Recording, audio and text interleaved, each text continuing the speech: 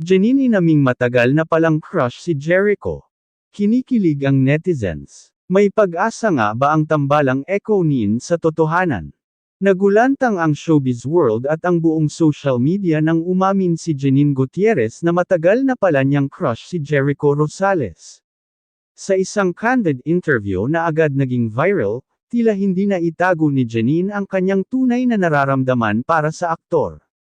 Mas mahigit, crush ko talaga siya noon pa, sabi ni Janine habang namumula ang pisngi. I mean, come on? Who doesn't have a crush on Echo, right? Agad namang nag-trending sa X, dating Twitter, ang hashtag #EchoNinReal matapos lumabas ang clip, na sinabayan pa ng mga throwback photos nila na magkasama sa events, endorsements, at casual hangouts. Mula fan, posibleng maging love story. Matagal nang umaasa ang mga fans na may something sa pagitan nina Janine at Jericho. Lalo pat sa mga nakaraang buwan, ilang beses silang namataan na magkasama sa private dinners at charity events, kahit wala silang proyekto na sabay.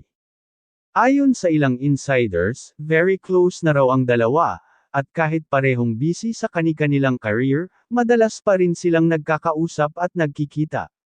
Mas mahigit, hindi sila ma-showby, pero sobrang comfortable sila sa isa't isa, ayon sa source na malapit sa dalawa. Mga reaksyon ng netizens. OMG! Janine and Echo. Power couple in the making.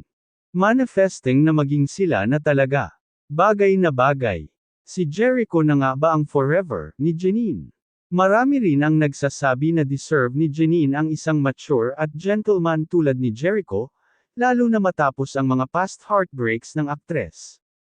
Si Jericho, may pahayag ba?